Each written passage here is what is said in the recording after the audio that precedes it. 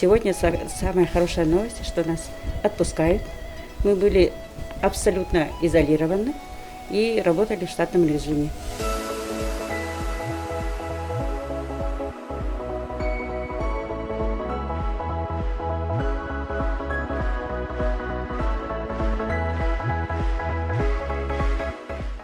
Конечно, мы эту ситуацию приняли, как все работники, едино. Всех благодарю своих сотрудников.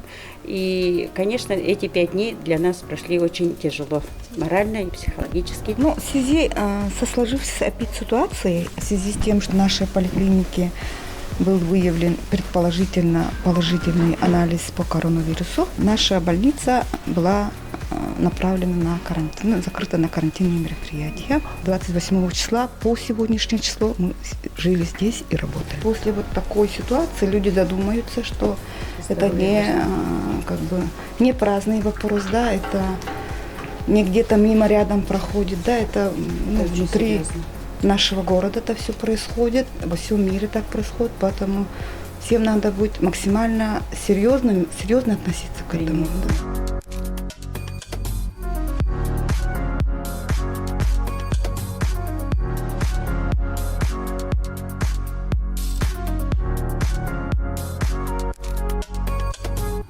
Работала в отделении 4 врача, из них 3 анестезиолога и 3 нефролога. Весь медицинский младший медперсонал, да, он с утра до ночи тут все вот эти мероприятия проводил. И все смены постовых медсестер, все смены диализных медсестер, да, которые подключают пациентов к диализу, медсестры палаты интенсивной терапии и техник.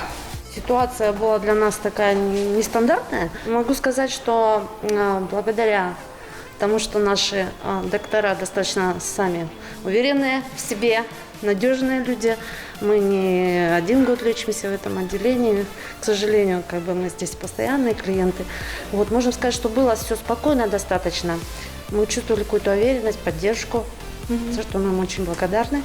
Здравствуйте! Давно не виделись, а? Поздравляю с выходом. Ой, спасибо, Вася, спасибо. Мы вас пытались поддерживать. Да, нам очень это хорошо было.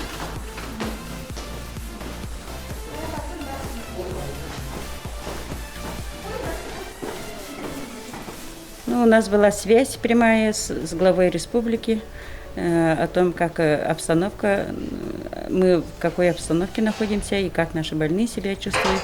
И все было доложено, что у нас все в штатном режиме работает. Не болейте, не болейте, сидите дома, соблюдайте режим.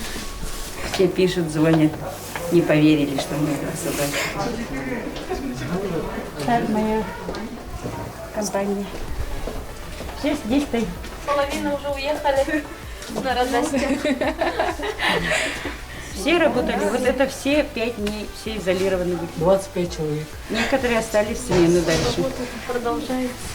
Ну, соблюдайте карантин, много не ходите без надобности.